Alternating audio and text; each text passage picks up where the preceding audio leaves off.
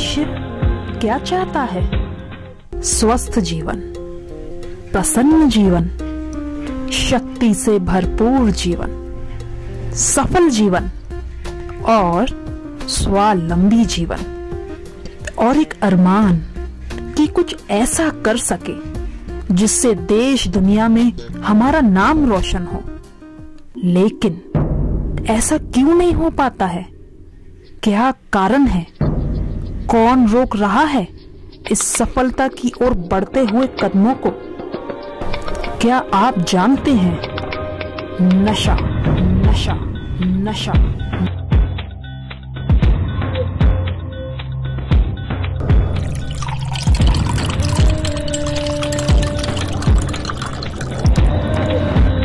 यही नशा आपकी सफलता का दुश्मन है, आपके स्वास्थ्य का वैरी है, आपकी आत्मनिर्भरता के लुटेरे हैं, आपकी शक्ति के घातक हैं।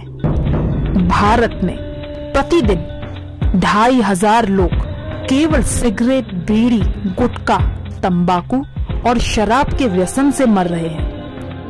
अगर बीड़ी सिगरेट की ही बात करें तो फेफड़ों का कैंसर, मामूली चोट से भी फ्रैक्चर अथवा मोच की संभावना, कमजोर आंखें तथा गर्भपात की संभावना बढ़ जाती है। अब देखते हैं कि सिगरेट, बीड़ी का धुआं किस प्रकार एक मनुष्य के फेफड़ों की बर्बादी करता है। विज्ञानियों द्वारा एक स्वस्थ पशु के फेफड़े अपनी प्रयोगशाला में शोध के लिए लाए गए। देखिए, ये फेफड़े मशीनों के द्वारा वैसे ही श्वास ले रहे हैं जिस प्रकार एक जीवित व्यक्ति श्वास लेता है। एक सिगरेट पीने वाले व्यक्ति की भांति ही वैज्ञानिकों ने अपने उपकरणों द्वारा इन जीवित फेफड़ों में सिगरेट का धुआं प्रवेश करवाया। एक दिन में औसत 4 सिगरेट के अनुसार यह प्रयोग कुछ दिनों तक जारी रखा गया।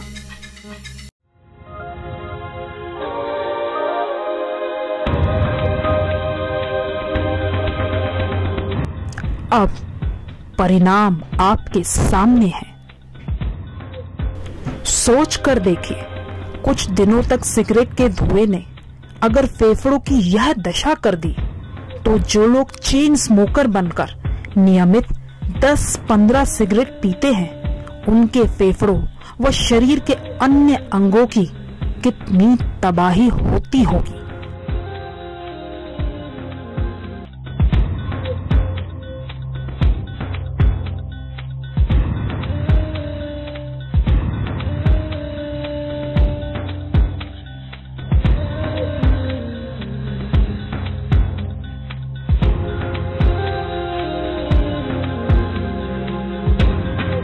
अगर गुटखे, तंबाकू की बात करें तो चेहरा निस्तेज होना, कमजोर निर्णय शक्ति, खून का पानी होना, मुंह का न खुलना, मुख से दुर्गंध आना, 25 प्रकार के कैंसर जिसमें मुख्यतः मुंह, गले, गाल, जीवा एवं आंतों का कैंसर व दांतों का सड़ना समाविष्ट है।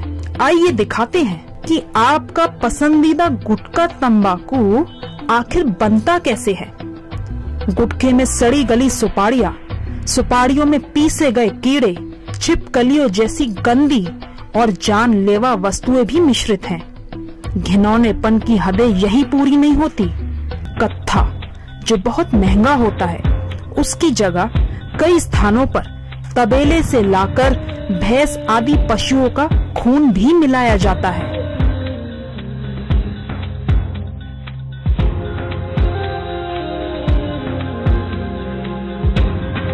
शराब झुग्गी झोपड़ी व गरीबों के बीच ही पनपने वाली ऐसी आदत है जिससे नन्हे नन्हे बच्चे तक अछूते नहीं हैं। और वही दूसरी ओर आज के हाई प्रोफाइल लोगों के बीच फैशन, स्टेटस सिंबल, स्टाइल के रूप में यह शराब अपना अड्डा जमा चुकी है।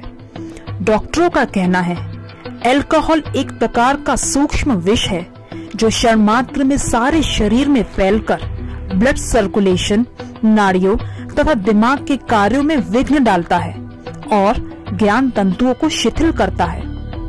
हम इस चिंताजनक सामाजिक समस्या से अभी उभर ही नहीं पाए थे कि अनमोल मनुष्य जीवन को तहस नहस कर देने वाली एक घिनौनी वस्तु ने हमारी नस्लों को दिमाग से कमजोर, शरीर से शक्तिहीन, बेबस और लाचार बना दिया है। युवाओं में बढ़ रही है नशे की लत। पूरे देश में फैल रहा है ड्रग्स का जाल। 44 लोग और हैं जो इस पार्टी में नशे की हालत में मिले और ये साबित हो चुका है। ड्रग्स का जाल तेजी से फैल रहा है। युवा इस दलदल में सबसे पहले फंसते हैं और परिवार की तबाही का सिलसिला भी शुरू हो जाता है। सिर्फ इतना ही नहीं, ड्रग्स का पैसा आतंकवादी संगठनों तक पहुंच रहा है। अरे ड्रग माफिया पैसों के खातिर हमारे देश की जवानी को तबाह कर रहे हैं।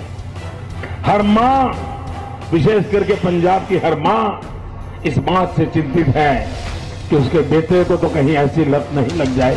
हार्ट अटैक हो सकता है, हाई ब्लड प्रेशर की बीमारी आपको लग सकती है, दिल और दिमाग पर बुरा असर पड़ सकता है, अक्सर बेचैनी, दिमागी अस्थिरता आपको महसूस होगी। युवाओं में बढ़ रही है नशे की लत। यह पीड़ा या दर्द किसी एक माँ या परिवार का नहीं, परंतु यह देश का एक बहुत बड़ा नुकसान है।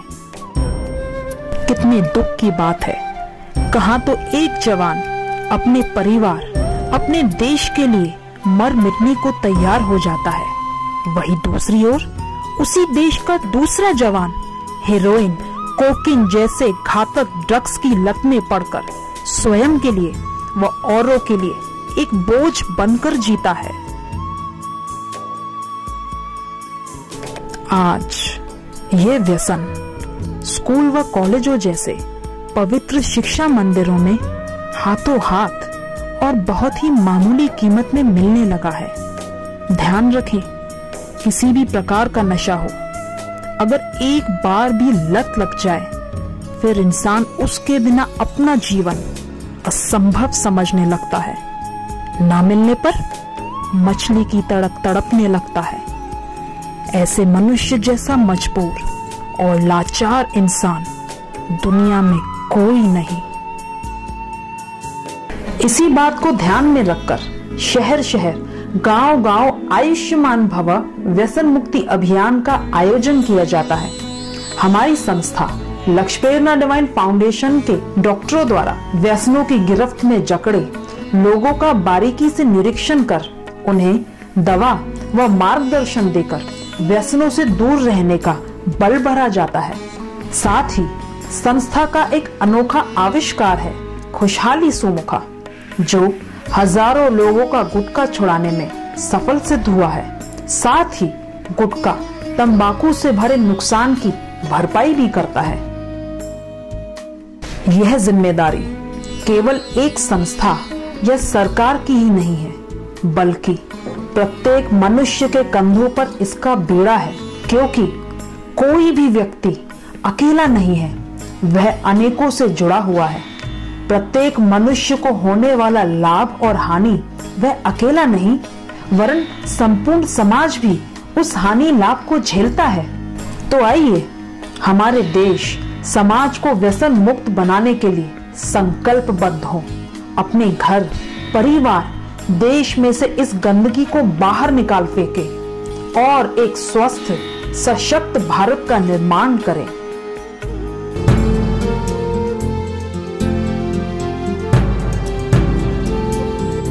एक कदम बढ़ाइए, आप देखेंगे कि आप में अथाह सामर्थ्य है, अथाह बल है। एक कदम तो आगे बढ़ाइए। ऐसा बिल्कुल भी नहीं है कि जो आप चाहो वो नहीं कर सकते। ये कौन सा उक्दा जो हो नहीं सकता, आपका जी न चाहे वो हो नहीं सकता। वो बल है आप में। तब ये छोटे से गुटके और छोटे से पान मसाले आप इतने बड़े 6 फुट के इंसान को हिलाकर रख दे, क्या उसमें ताकत है? उसमें इतना बल है? ना। आप निर्बल होते हैं तभी वो 2 इंच की पुड़िया आपके दिमाग पर हावी हो जाती है। आपके आने वाले किसी भी बच्चे को बच्चे के बच्चे को, उसके बच्चे को, किसी को भी कैंसर हो सकता है। क्यों देते हैं आप अपने बच्चों को वो गिफ्ट में क्यों देते हैं? क्या ये शर्मनाक नहीं है कि हम अपनी गलतियों की सजा अपने बच्चों को देते हैं? क्यों? क्या कसूर है उन बच्चों का जो तो अभी दुनिया में आए नहीं? केवल ये कसूर है कि वो आपके बच्चे, गुटखा खाने वालों के बच्चे हैं, वो शराब पीने वालों के बच्चे। इतना जुर्म भी मत करो अपने आप पर और अपने बच्चों पर। इसीलिए मेरा आपसे निवेदन है हृदयपूर्वक कि आज भी आप संभल जाओ। जिंदगी बहुत लंबी है, खुशहाल जीने के लिए है, परिवार को प्रसन्न करने के लिए है। इतना अनमोल जीवन यूं छोटे छोटे व्यसनों में बर्बाद करने के लिए नहीं है।